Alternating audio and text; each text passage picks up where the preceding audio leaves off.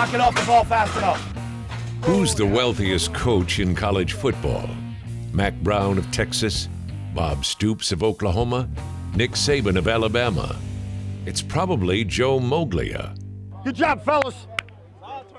Pass! Tighten it up. Never heard of him? Well, according to SEC records, Moglia made $21 million in salary and bonus. Of course, he wasn't coaching football. He was CEO of TD Ameritrade. Joe Moglia lived the American dream and was richly rewarded for his success. But something was missing from his life, and that something was football. If they're leaving are they leaving the punt team out? All right, safe. Where's the ball? As a young boy, Joe Moglia's dream was to become the head coach of a college football team.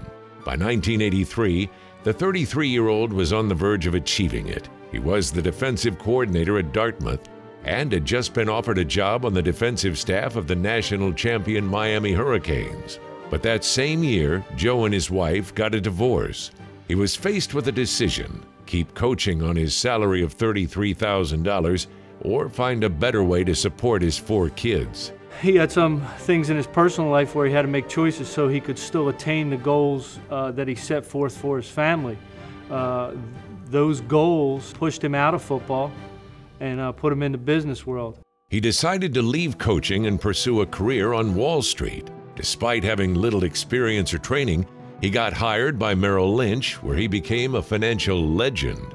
In 2001, he became the CEO of the online broker known as Ameritrade, where he was affectionately referred to as Coach Joe. In 2008, when we literally had financial Armageddon in this country, we at TD Ameritrade had our 6th record year in a row. I decided it was time to pull the trigger on my own succession. When I had an opportunity and really decide what I wanted to do next in my life, and I thought about all the different things I could do, the one that stimulated me the most intellectually and the one that stimulated me the most emotionally was potentially going back to football. On December 9th, 2011, Coastal Carolina University President David DeCenzo and Director of Athletics Hunter Yurachek hired Joe Moglia to be their new head football coach. Coach Moglia knows football. He is a leader. He knows how to bring a group of young men, 100 young men together, as well as a coaching staff, and have them buy into a common goal. In the business world, you have 3 priorities. It's your clients, your shareholders, and your employees. In the world of football, it's your players, your coaches, and your fans. But more than anything, you've got to be able to bring together an organization and an overall team. The business world, you kind of have to have some of the same qualities to be a coach. So when I first met him, it's like he was a coach for his whole life. Help us more than anything, though, to give us the strength to stand on our own 2 feet, accept responsibility for ourselves, and give it everything we've got every second we're out on that field. I think in the world of business, there are a lot of different styles for CEOs. Not every CEO is totally hands-off. Not every CEO is a micromanager. I think in terms of my style, what's always worked well for me was to be able to find the best person you possibly can to be able to run that particular area. It's the exact same thing in football. And if we're going down the right path, all I want to do is what can I do to support that? BAM, be a man. Those simple words have come to embody Coach Joe's program. We don't have any rules. We have rules given us by the NCAA and certainly by the university. But we have one standard, and that is we expect everybody on our program to stand on their own 2 feet and accept responsibility for themselves. That's just in all situations and anything that we might encounter as players, whether on the field, in the community, in the classroom, whatever. Just handle it like a man. Be responsible, take responsibility for what you do or what goes on, and handle it appropriately.